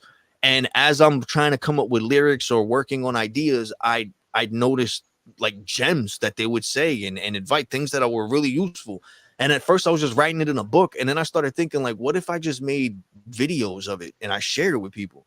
And then it just got to the point, like, what if I just change this whole clocking out thing? And instead of just focusing on me clocking out, what if I just focus on anyone and everyone who's trying to clock out of their 9-to-5 That's job? awesome. So it started slowly turning into something else. And that's when I realized that I was really just overthinking stuff. And that's the reason I do this. Like, what I get out of this, like what you mentioned with VeeDads, my excuse was I wanted to just get the hands-on experience. I want to learn how to make videos. I want to learn how to speak with people better and network better, because I suck at it. I'm too much in my comfort zone. I want to be able to not only learn from people's firsthand experiences, but be able to utilize that in some way for myself. And even if I can't use it, someone else that I know could probably use it. Maybe they can't. Maybe they don't have the privilege of speaking to you or to Ryan or to Josh or any. So I'm like, what if I did something to just break that excuse where they're able to get to know them enough to be like, you know what, they're not so much of a bad person, I should reach out. Or they know what they're talking about, I should go and support them and check them out. Like, whatever I can do. And I noticed that through a lot of these conversations, that would happen with me. A lot of people, they would come off a certain way. But then when I spoke to them and I got to know them a little bit better, I got a better idea of who they were as a person. Love that. What they were really working on and why I wanted to support what they were doing. Like, I feel like when you get to know people on a personal level, you want to support them more. You want to see them win. So I was like, you know what? Why don't I just share these stories instead of being the guy like, yo, you know what? You should go and check this guy out. Why don't I just have something to actually be the proof where it's just, yo, check this out. And if you like the person, go show them love. Go show, you know what I mean? So that with this, it just became a thing of being a selfish thing of just for me, to then I wanted to share everything. And I looked at it like I don't have that much time to be able to have conversations with someone and then try and live stream and be like, listen, yesterday I talked to this person and this is what we talked about. And then try to take notes and blah. So I'm like, yo, why don't I just do it all at once? Why don't I just stream the conversations, record the conversations, and then cut them up later on myself? Because no matter what, every conversation I always have, no matter how long or short it is, I always rewatch and re-listen to it for myself, just because when I'm bored, when I'm at work, when I'm driving. What speed do you do it on? So it depends. If I know it's a long podcast, I usually I speed it up a little bit because I go over my part. But once I get to them and I hear something, I slow it down and I take note of it. Or if not, like while we're talking right now, what I used to do before is I would just take note of the question that I asked, look at the time, and then later on go back to it and then get a better idea of what you mentioned, because I know it was a gem or an important thing. But at the same time, I'm like, you know what? Not only is that important to say, but that would make good for a good clip for people. If it's a 2 or 3 hour podcast or episode, I know everyone's going to be like, damn, that's mad long. So instead, I try my best to get the most important parts out of it and put it as clips to share it. Because even if they don't come and listen to my full episode, they'll see a 30-60 second clip of you and be like, you know what, that's good enough for me to go and follow Ryan and see what he's doing. Like, my whole thing was never like, I need to get all these, like, at first that's what it was. I want to get the followers and the viewers. But then the more and more I looked at it, I was like, I'm not really benefiting anything from that. But what I am benefiting from, what I have been, honestly, and what really I enjoy so much more, people will get the clips, or people to go and follow, and they'll be like, yo, thanks to you, I found To the Moon. Thanks to you, I found Josh. Oh, awesome. Thanks to you, I listened to Ryan, and Ryan gave me some tips on how to be like, it's those little things. And I like being that guy. I like being the guy that was able to point you in the right direction, that did something that helped you in some positive way. Before exactly. And I didn't know that I wanted, before, in my mind, I felt like, you know, from the way I was raised and everything, and being in music, everything has to be mysterious and no one can know what your next move is, and like, and he's got to the point like, yo, this is stupid. What the hell is, like, who the hell am I to be mysterious and to hold on to, like, who gives a shit? It's like what you mentioned, like, the thing that kept coming in my head is, I'm gonna die one day. And it's either I can let everyone know exactly what I'm thinking, who I really am, and what I'm trying to do, or I could try and be mysterious and no one's going to know a damn thing. And then when I die, they're going to be like, damn, that's a shame. You know, he should have said something when he was alive. Like, I don't want to do that. And it's the same with my kids. I've had my kids on my podcast in the first season, and I had a conversation with them and all this, because I want to document that and share that with them. I want to show other people too, that whatever you're doing, you could utilize your kids into it. Like, the more and more that things were going on, it just became a thing that I just wanted to use as an excuse, one, to get the experience, to learn how to stream more, to have better conversations with people, to learn from them, but also be able to share what I know. And then have an excuse to edit. I want to edit, but I don't have an interesting life. I'm not out every day. I think you have an interesting life. So thank you. And that's the thing. Like, I'm always working and everything. So I'm like, yo, no one wants to see it just go from this to that to this. I'm like, but if I'm able to have an excuse where, one, I can have conversations with people, have fun doing it, streaming, and being able to edit and learn new, that's what I do now. So instead, I just combined all these things that I didn't know I was really enjoying, talking to people, learning about them, and then just finding a way to take that conversation and put it out there to people to help them in some way, but still be able to get the experience of what I'm trying to do from editing and everything.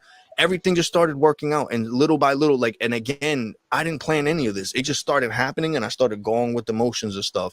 And the more and more that what I've really realized, the more that I let go of the thought of trying to have a solid plan and have things go to it, the more things really started happening the way I wanted it to. Like, I stopped overthinking about when I was going to stream, how long I was going to stream, what I was going to stream. Like, I stopped thinking about that. Now, instead, like, it's kind of weird now, because before, when I was stressing about it, nothing would happen.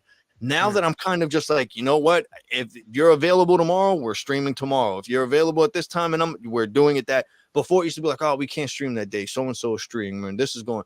I stopped doing that, and now out of nowhere, now I made it to affiliate. Now I'm getting paid subscribers. Now I got like 100 people following on Spotify and tuning in and all. Like, it's, the more that I let go, the more things just started falling into place by itself. And all I started doing was just adapting to it.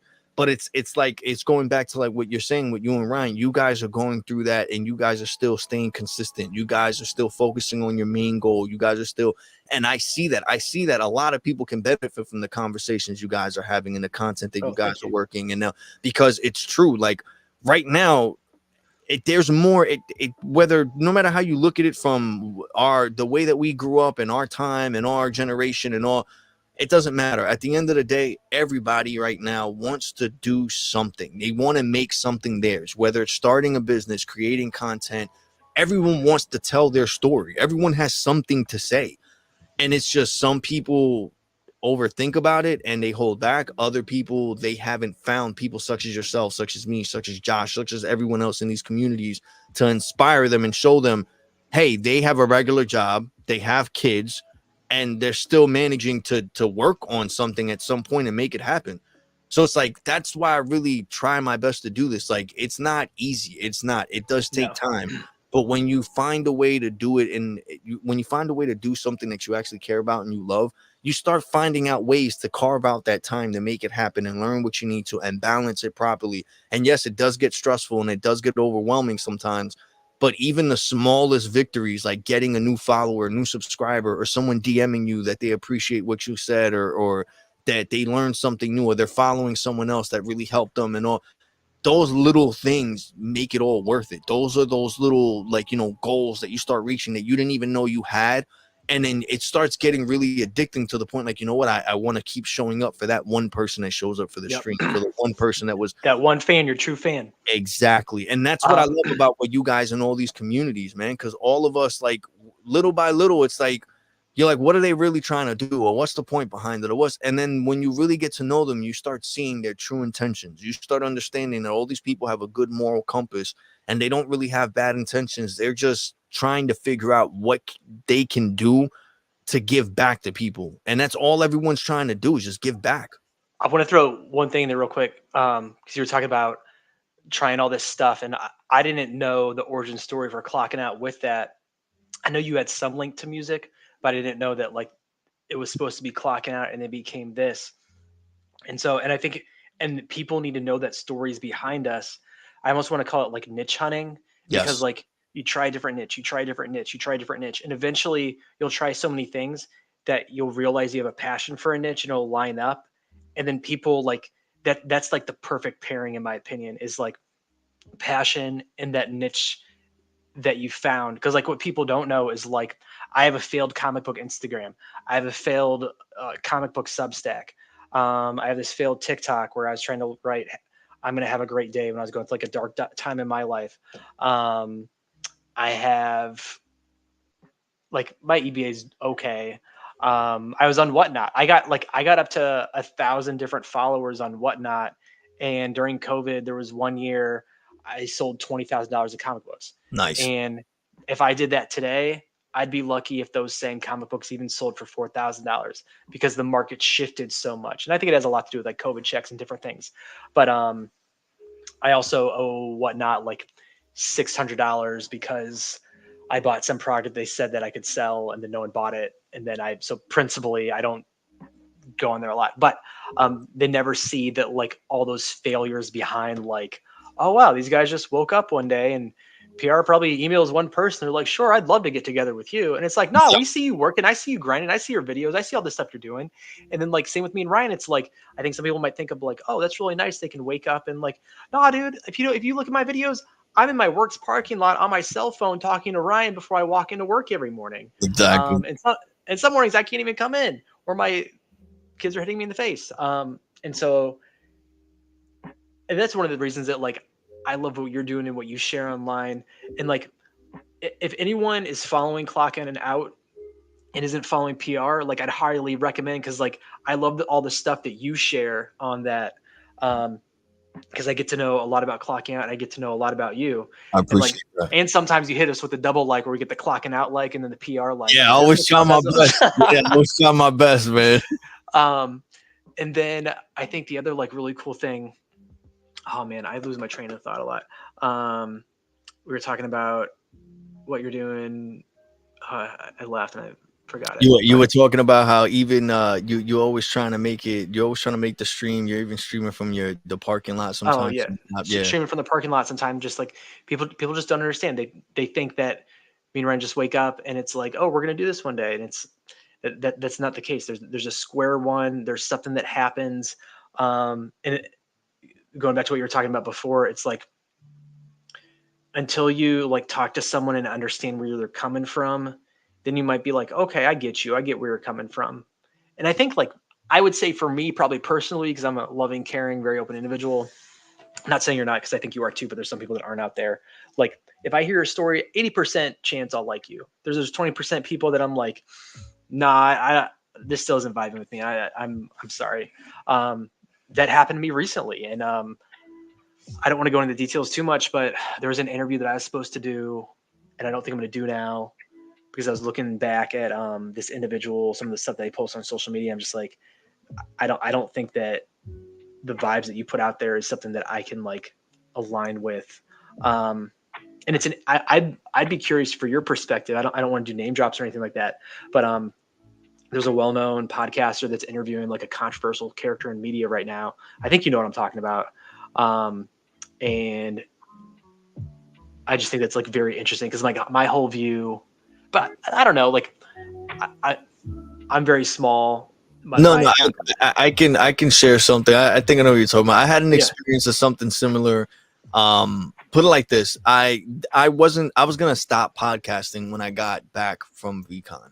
That's how bad the experience was when I had really this specific person. It was my first time going to VCon. It was my first time meeting anybody from the space. Like I always met people online, but it was my first time actually meeting people in person. On top of that, I was bringing my best friend with me who was new to the Web3 space, wasn't into any of this VCon stuff, was one of those people like, oh, yes, it's Gary V, the guy, the rah, buy this, go. So, you know, he was one of those people. And taking him to VCon after, like, when we heading back, he was totally different. He was in love with it. He didn't really care so much about the NFTs and all that, but he was in love with the community. He was overwhelmed with how amazing everyone was and how everyone treated him. But when we first got there, the first experience we had with this one person really kind of messed everything up. It kind of messed up my motivation. It messed up the entry for my friend. He wanted to go home like after we talked to it was that bad? It was that bad because this person basically, I was going around I was doing something new at the time when I was doing the podcast. I was only doing spaces, but my plan was to document my journey to VCon and try my best to, just like now, give people the first person perspective of being there and meeting these people, because it was my first time going and meeting these people and trying to, you know, break out my comfort zone. So I brought my whole vlogging stuff, my big huge camera that's like, you know, come look at me and like, you know, all that stuff. And I met this one person that mistook what I was doing as I was his camera guy.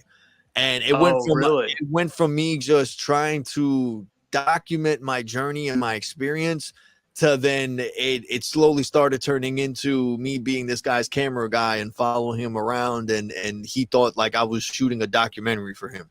And then this person, that's crazy. This person got a little too comfortable with it, that while we were walking, he just started introducing everyone, me and my friend who he just met, not even within 5 minutes, saying I was his cameraman and that me and my friend were his entourage, and he was giving us his bag. Yeah, bro, he was giving us his bags to hold on to and instructing me where to go and what to record. And like, it was just really, it was a bad experience. And I walked away from that. I said, screw it. But then after VCon, when I got back, this same person hit me up and started demanding that I edit and I put out specific videos a certain way. The same person? Yes. And what happened was is that I told this person, listen, I don't know what you thought, but that wasn't what I was doing. I was like, I did put something together for you because I thought it would be nice. Not to go into too much detail, but there was something going on and he won something.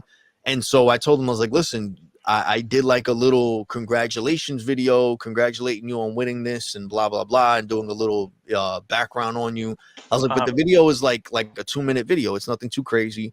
I was like, a lot of the footage that we got is not usable. I was like, you know, I got some stuff for you, but being that my intention wasn't to like be your camera guy, I was like, I kind of just got stuff of me. It was my vlog. And did he pay you any money at any point for any of this? No. Yeah, I'd be like none whatsoever. And so it was just weird. He was just very demanding, and everything was through DM, so I have it all. Not only that, a lot of the stuff that was pretty uncomfortable, I have it on video. So I didn't want to. I could have easily made stuff online and put stuff together to be like, look, this is what happened, and this is this. I didn't do that. This person got very nasty, got disrespectful, and started threatening me with the community because he was real cool with specific people at the time, and even till now, that were basically working their way to have specific positions in VFriends.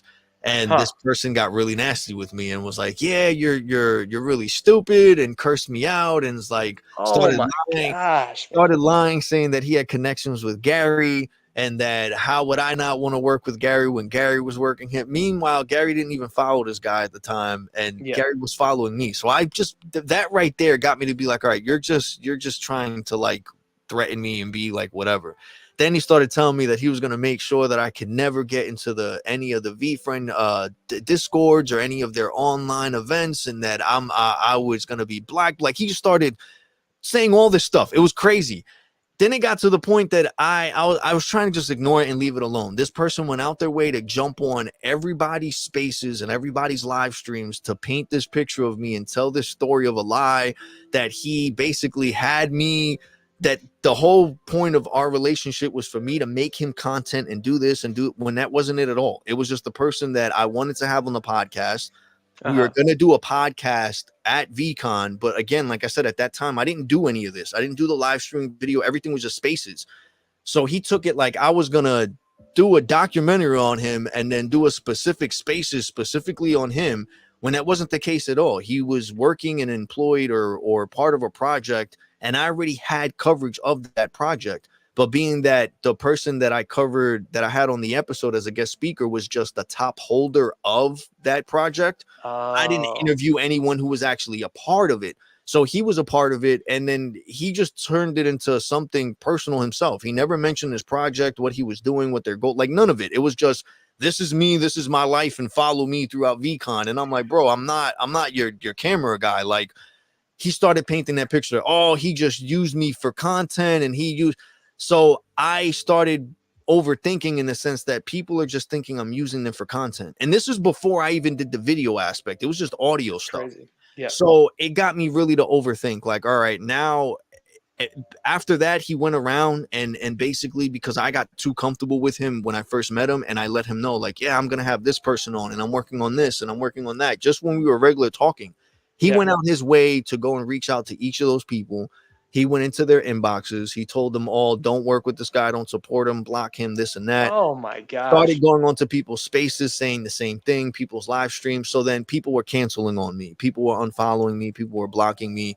And it's like little by little, it just got crazy. Then one of the people who worked for VeeFriends ended up in my inbox stating that this person was saying this story.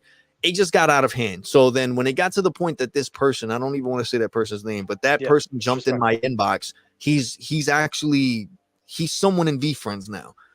And the only thing that I said was, I don't want to do this back and forth. I think this is really childish. I was like, this person got really disrespectful. He assumed this and that. I tried straightening out with him. He didn't like the response. He went out his way to go and tell all these people all this stuff. I only knew about it because the same people he was DMing to say not follow me, this and that, were hitting me up like, yo, you know, this guy's on this space and he's talking about you, or you know, this guy's sending out. I literally had up to like 10 people DM me saying he doesn't want me to follow you. He says if I follow you, he's not going to work with me, or he's not going to like. It was all this. It was crazy.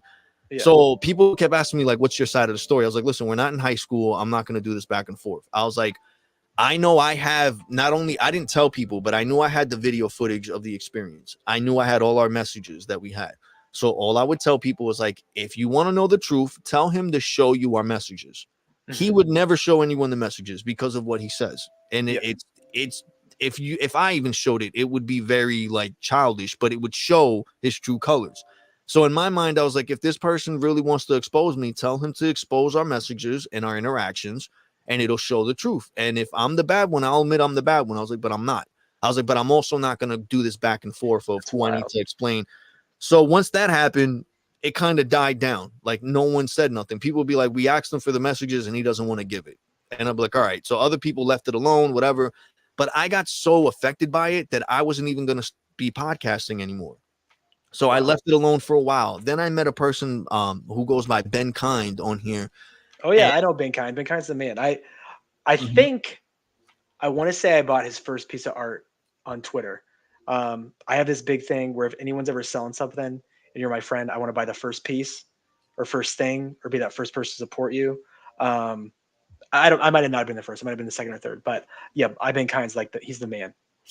I had a conversation with him, bro. And this was like, I literally, at the time, it was like 3 or 4 months after VCon, I stopped. Like, basically, while I was at VCon, I was buying stuff. I was buying, like, the little plushies that they had, the 6-inch figures, the little mini mystery box things, that like, all this stuff, because my idea was, I fell in love with being there and seeing all these people. It helped me through a really dark time. My idea was, when I got back, I'm like, you know what? For the podcast, I just want to give VeeFriend stuff away, just to help introduce anyone else to it in the community. That was my plan. When I got back, that whole experience happened with that dude. I sat on all that stuff. Even to this day, I still have it. And I didn't do anything because I was like, you know what? And now anyone in the community is going to look at me like what this guy's painting me as. I was like, it's ruining everything. So I stopped doing it. I spoke to Ben Kine once, like 3-4 months after VCon, and he got me to get back into it. He's like, yo, screw what people are saying, this and that. Like, he got me like really hyped up. And I started season 2, and I got into the whole getting back into things and everything. But what happened is that I literally was focused so hard on what people were thinking and what they would say and how, and I realized that at the end of the day, no matter what, everyone's always going to think one way or another, whether they know you or not, that you're doing something malicious or you have bad intentions or you're trying to be slick or whatever. My whole thing that was bothering me, I was literally just doing this just to do it. And I was trying to enjoy the process and meet new people. But instead, someone took what I was enjoying and turned it into something malicious. Like, oh, he's just using you for this and that. And I'm like, that's not even the case. Like at the point, and even till now, and the only reason now I overthink about it also is because of that situation. I didn't have nothing monetized. I don't collect any like nothing. Everything is free. I don't charge anyone for nothing. I always just do the best that I can. And now it's to the point that now I'm getting paid subscribers, and I'm like, what am I going to do with this? Because I don't feel comfortable touching this. So it's like what you're talking about is buying the first pieces of stuff. That's where I came up. Like I had this idea for a while, but I didn't know how I'd be able to utilize it. Now what I'm doing is any of the paid subscribers, any of the donations, any of the money we get from ads or whatever the hell, all of that, I want to put it towards like a pot where any guest speakers such as yourself or Josh or Ryan or anyone who comes on and they have their own project, business, brand or service or whatever it is, I want to buy into it. I want to buy at least 3. I want to keep one in the safe of the podcast for the life of it to show that we've always been supporting you. And I want to give 2 away out to people so that people not only can get introduced to you, but also have something to get an experience. Like everyone, when it comes to VeeFriends, everyone is like, I have to own a VeeFriends to be in it. You don't. But at the same time, I understand the mindset of having that. Like you have to have something. You have to have the cards or some of the merch or an NFT or like you get into that. You want to be a part of it, even though you don't need it to be a part of the community. So I'm like, you know what? The reason I got so into it is that my first time having anything, Gary gifted it to me. I didn't have a digital wallet. I won. I didn't even know I was on the Discord, and he was like, "I'm giving you an NFT. What's your wallet?" Oh, wow. I didn't know what the hell it was. So if it wasn't for that, I wouldn't have had an excuse to make a wallet. I wouldn't have had my first interaction or first experience getting an NFT and all that. So in my mind, I'm like the same way that I got introduced to it by getting something for free and being so grateful to be a part of this community. I want to do the same. I want to be. What NFT was it? He gave me an NFT. The first NFT he sent to me, it was a bomber. What was the NFT? It was called Bomb or something, and it was like it was a Deadheads bomber jacket NFT. But I messed up because I created a wallet. I didn't know anything about MetaMask. I created a Coinbase wallet or something like that, and he sent it to the Coinbase wallet.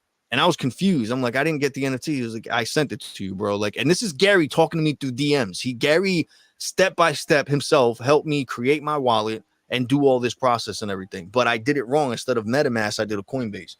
So the first one he sent me, he's like, I sent it over. I didn't get it because it was the wrong wallet. So then he's like, not a problem. This happens. He helped me through the steps of making a MetaMask specifically. Then he sent me another one, and it was it was called WTF Strawberry, which is like, they're these weird pixelated strawberry looking things that are pretty cool. But the thing that made it interesting is that the NFT you can use to play in a video game that they had. So it was the first like NFT that I was introduced to that would let you utilize your NFT in a video game that was like Game Boy style type stuff. Oh, it's awesome. So I loved it. So when I got into that, I got my firsthand experience with NFTs, transferring and understanding that process. I started, being that I had some skin in the game, thanks to Gary gifting me that, I was able to get a better understanding of NFTs, of blockchain, of crypto wallets, and it got me addicted to it. And then other than that, it was my first real entry into the space as far as VeeFriends, and having so many people be willing to, I'll help you with this and I'll teach you how to do that. And don't worry, I'll share this information. And I fell in love with it. And it was at a time that I felt like I wouldn't find anyone that was willing to help me or would talk to me or would motivate me or would support me. And I got all that from a whole bunch of strangers I didn't know from a hole in the wall. And it blew my mind. And I was like, you know what? The same way that I was in a really dark place and all these people came just because of this free thing that I got from Gary Vaynerchuk. I was like, I want to be able to do that for someone. We all don't know how bad things are or how good we have it until we meet someone who has been through worse. And at that time, like I felt like I was like I was going through a lot of depression, a lot of stuff. Like it was a lot of mental health stuff. And if it wasn't for the VeeFriends community and the experience that I was having with these people, like hands-on and in person, I probably wouldn't even be here, to be honest with you.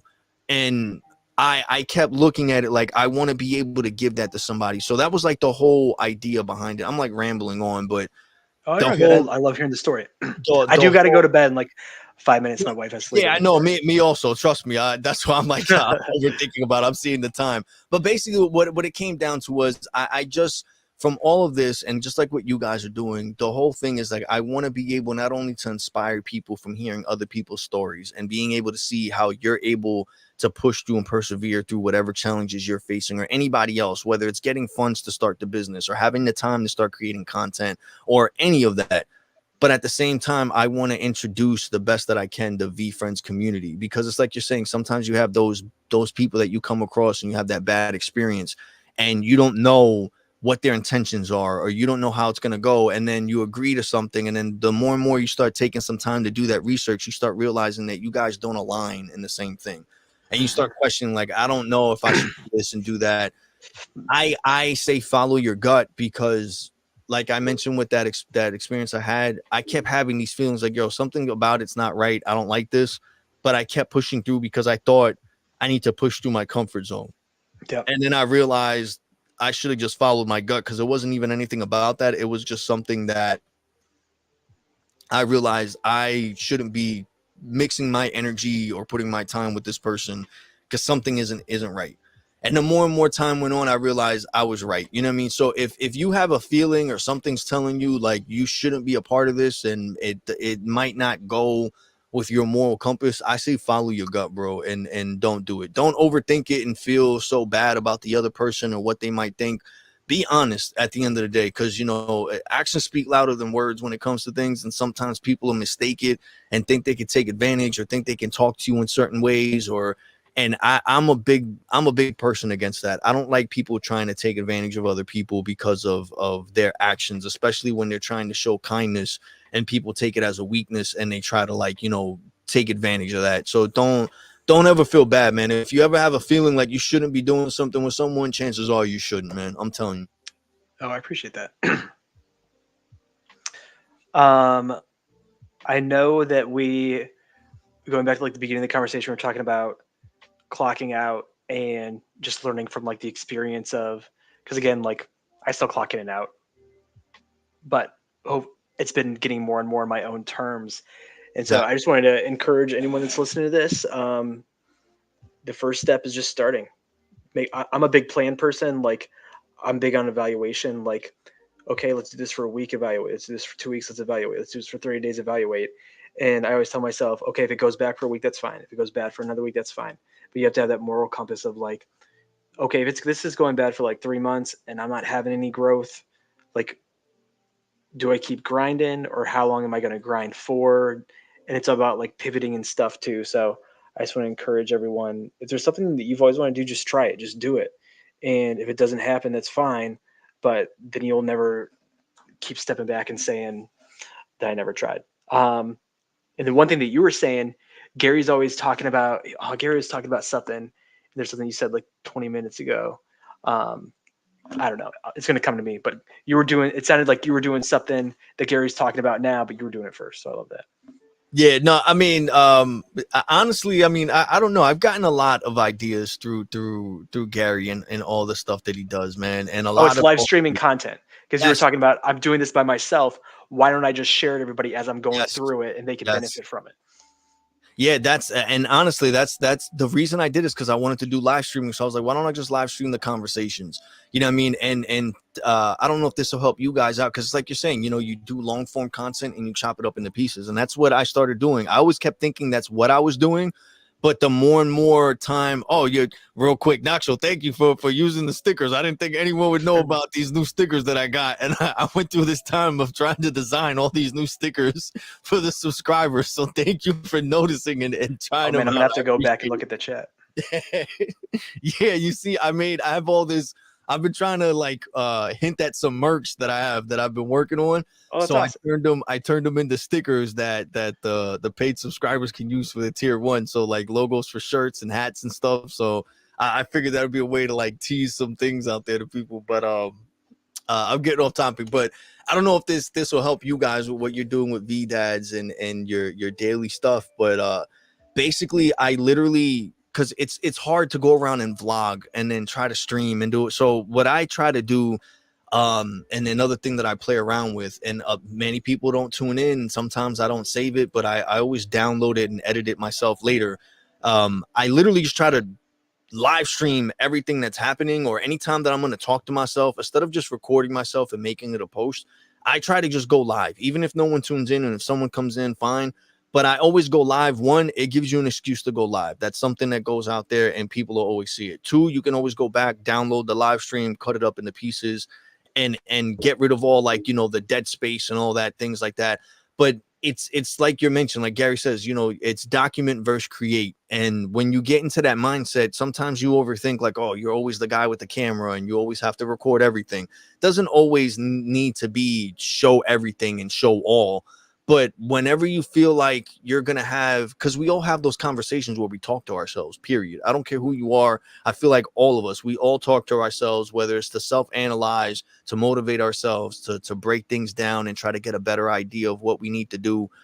But in those times that you feel like you're going to have those conversations, throw the camera on, or even if you don't want to go live, and just record yourself, and then later on go back to it and chop it up. Because I guarantee you're going to say something for yourself or for someone else that'll definitely help, that you're going to be like, wow, I didn't even know I had that in me. I didn't know that I would, and that's the trick I started playing around with, because I honestly, till this day, feel like I suck at talking and asking questions and all that, but I try my best to get better at it through No this. way, you're killing it. So I appreciate that. And that's why, like, I try my best to just do this. I go back and I listen to it. Did I ask good questions? Did I respond good enough? Was I, all these things that I overthink about, and I go through it and I analyze it. So if and also, again, man, like I mentioned before, I'm not good at all this editing stuff and everything, because I still feel like I have so Bro, much. come on. Like, I am gonna fight you. So this, like, look at the time. There's 7 billion people on this earth, and you are probably in the top 5% of people that can edit. And yeah, I'm including the people that don't know how to edit videos at all. But like I would say that I'm below average. But I think that if I worked on it for a month, I think I'd be average. Yes. But you're above average. You are above average in editing content. Like, I can't do the thing where it's like, look at this, look at this, look at PR's great face, look at his merchandise you should buy, look at this daily dad book that you should be buying from the link on Blaze's page, or like something like that. Like, lots of people can't do that, and it would take them. You got to download the software and blah blah blah blah blah blah. So like, I hate negative self-talk, and I'm gonna, like, you're in Jersey, right? No, I live in New York now. I'm in Long Island. Okay, well, I'm jumping on my ass on a train. I'm coming out there and I'm gonna shake you. So nah, I hear you though, man. But again, it's those things that I feel like I'm always gonna be a student and I'm never gonna be good enough, because I'm always trying to chase that. But at the same time, it's also just a repetition thing. It's also just the more excuse I have to edit, and the more like pressure I feel like I got to get this out today for this person. I'm not getting paid. I stress myself sometimes about it. Like, I gotta do this. And then everyone's like, bro, what do you like? I'm not paying you. There's no deadline. There's no, like, relax. But at the same time, it's like, I feel that pressure, because like this community and these people that are online are the only sense of motivation I got and support that I have. Like I mentioned, no one out in my real life knows that I'm doing this. So it's kind of like one of those things that you just want to make sure you're always showing up for everybody. So, but yeah, man, I know. Full disclosure. No, go ahead. Ryan does all of our video editing, and the stress that you were just talking about. Sometimes I talk to him and I can sense that stress in him. Yeah. So I'm just like sitting here like, oh yeah, living my best life. But like, I'm also not the video editor. But I'm gonna learn. I'm gonna learn. I'm gonna help Ryan. and then we're gonna have this conversation again in like 6 months or a year, and be like, man, Bro, I'm telling, if you want to use something that I found, this is I've used everything. I've done Adobe, I've done freaking, the one thing I was stuck on because it was free, but it literally has so many limitations, but it forced me to be good, was iMovie. I used that for years, but there's only so many limits. What I use right now, and it is amazing, I recommend it to anyone, and the free version is just spectacular compared to anything else that's free, is CapCut. Oh, I knew you were gonna say CapCut. But what I didn't know was CapCut on the phone, yes, it's cool and everything. CapCut on desktop is a beast. Oh, wow. I didn't even know it existed, and when I downloaded it, I'm telling you, you feel like you're using an advanced version of any other video editing. It has everything. You're worried about the music and everything. It has copy-free music on there, like thousands and thousands that you can use, from stuff with words, stuff that are just like lo-fi, instrumentals, whatever. Any sound effects you want to use, they're on there. Any green screen effects, they're on there. All the stuff with the memes that you see people use, and they can, it's all on there, and it's all for free. Like literally all it is just going on there. And you want to do a video where you're flying like Superman, go do record the videos, like make a fool of yourself. Who cares who's watching? Put it on there and just play around with it. It sounds complicated, bro, but I'm telling you, I don't know what magic or what voodoo CapCut has, but it literally, like any other software that I've used to edit, they make it seem so complicated. You have to cut this out and do. CapCut does it in the most simplest way that I honestly feel like it's just going to take over, and a lot of people just don't know about it because they're limiting themselves to the mobile version. But once you get the desktop version, I'm telling you, you're going to see how easy it is to edit. It seems like it's complicated and everything, but all the little fancy effects and all that, the more and more you play with it, the more you start understanding, okay, I know to put it here. I know how to make it come up. I know. But that's all I've been doing. And again, it's one of those things that because of the fact that I keep interviewing people and I keep having them on, I keep trying to find new creative ways to edit videos to better represent them. Like whether it's the music or the coloring or the little effects that I try to do stuff that's related to them, to give them a better, like, people, because whenever I do the clips and I tag people, I try my best to keep myself out of it, because again, I just want the focus to be on the guest, on what they're doing, on who they are. So I just sort of focus on them and do effects of whatever their background is, whatever their interests are, the music to go along with who they are, what they're talking about. Like, it's little things like that it sounds like it's not a big deal, but that's what really makes the video stick more to that person and change. And I've noticed that the more I've done it like that, instead of trying to focus on me and my podcast and having my logo be the first thing that comes up and all those little things, I've noticed that more people gravitate to it because you're focusing on your guest, and then people are showing up to see your guest. So if you focus on just them and making them the center of attention and everything, you're going to get people watching and listening and commenting, because and then they're going to be curious on who you are and what VeeDads are and who the guests are. And who the hosts are, because they're like, we don't see this person, but we always see them interviewing other people. Who's behind it? Who did this? Who did? So it's like all these little things, like I learned the hard way that it helps, and at the same time, like, not thinking about what time you have to post or what specific niche or if there's a topic you have to specifically, like, all that stuff. Like, it's good to keep up with the algorithm, but it's hard when you do that and then you have followers and then you got to keep up to it. So when you find your own way to do it yourself and what you're really interested in and what really like sticks with what your core focus is, like, you just keep doing your own thing and you don't even have to think about the algorithm or time or people or none of, like, it just starts falling into place, man. So, but I'm telling you, I don't offer to do things for people because I still feel like I suck. That, and the other thing is too, like, my time is so like restricted that I'm like, yo, I don't want to promise them something and then not be able to execute it. And then I feel like, you know what? I told them I was going to do a video and now it's 2 weeks later and I'm still like, so it's like little things like that get to me and I worry. I told you there's this project that I want to work on. I'm going to send you some videos soon. I hope that you'll help me edit them.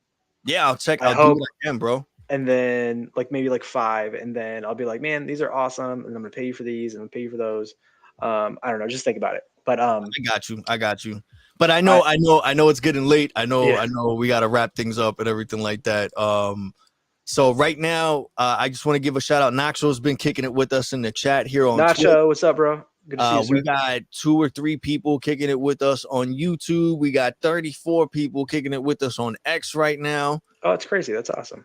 So, but before we get out of here, I know we spoke a lot, and you actually hit a lot of the stuff that I was gonna ask you. But I know for a fact I'm gonna want to do another episode with you whenever we get the chance. But before we get out of here, is there anything that you want to say to the people who are tuning in now, who are listening to the to the recording or watching this episode on YouTube or on Twitch or on Spotify? Is there anything that you want to send out to the people to either share about what you guys have working on coming up with VeeDads, or any ideas, or there's anything you want to give out there for advice to any fellow creators or people who are hesitating to take that step that you think will help them in any way? I don't do this a lot, but I think that I need to do it more and be comfortable with it. And not all the time, but if there's anybody out there that our stuff at VeeDads resonates with you, please like and share. We're almost at 300 followers, and like, I'm not the type of person that's going to be like 500 followers, 1,000 followers, but like for the logarithm stuff, like the biggest thing, like I said, like VeeDads is helping me be a better dad. We want to help other people be better dads, and we want to grow our community. So that'd be appreciated. If people don't feel led to do that, that's fine. Like, I used to have a lot of trouble dating, and I got to the point where I'm finally like, you know what? I never want to be in a relationship where I have to convince someone to be with me. And my wife knows that. I know that about her, and we love each other very much. And I'd never want to date again, hopefully. But I think that was like a real like growth mindset thing for me, and like going into like work and stuff too. It's like, you don't like how I'm doing. Like, I know what my core values are. Like I said, like, God, family, work, God, family, work, God, family, work. That doesn't agree with you and how I'm living my life. Like, you move on, I move on. We'll do our other stuff. So that's the one thing. And then for anyone that, so I have been reading Gary's new book, like Day Trading Attention. I'm on chapter 3. If anyone's hesitant about starting anything, don't hesitate to shoot me a message. Like, there's a project that I tried to do probably like 8 months ago with one of my kids, and because there's like all these kids that like play with like Paw Patrols and do like mystery boxes and stuff like that, and like I was trying to do something with my kids, and somebody said something like in my, like, somebody I know in real life like said something that like hurt my feelings, and so I stopped doing it. And I'm just like, man, like, what if I stuck with that? And I'm like, no, I'm doing what I'm supposed to. Oh, I'm gonna get yelled at here in a second. I'm doing what I'm supposed to. That wasn't for me. So like, it really resonated what you were talking about. I don't know what I should share with people. I'm trying to challenge myself right now, and I think you should too. It's like, you got 80 followers here, you got this many people. Like, you can speak to what you're doing, and you can say that you're having an impact on people. Like, you've had an impact on me, and you're helping other people grow. And so I think that you're doing a great job, and don't be scared to share your stuff. I mean, you just need that first like 25, 50, 75, 100 followers or fans. Hit me up, hit PR up. He counts as 2 because he was clocking out as well. I have VeeDads, there's 4. So, you get 6 more people, and there's your 10. Like, just start from there. And I think, yeah, I'll stop there because I don't go on tangent. I'm getting yelled at. But I hear you.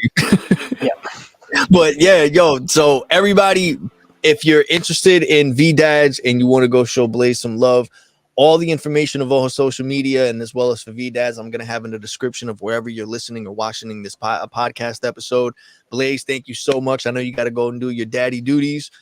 Everyone else who tuned into the podcast, thank you so much. Nacho, thank you for tuning in. Brett, thank you for coming in last minute, man. I really appreciate the love and support. And anybody else who's listening to this, I really appreciate you guys. Please go and show Blaze some love with a follow. Go and check out VeeDads. We're definitely going to have him come on again, maybe even with Ryan, so we could do like some little connection on screen. That would be great. Double dad. So again, I love you guys. Have a great night. Love you too, brother. Blaze, thank you so much for coming on. Everybody have a great night. Stay safe. I love y'all. Peace. Appreciate you.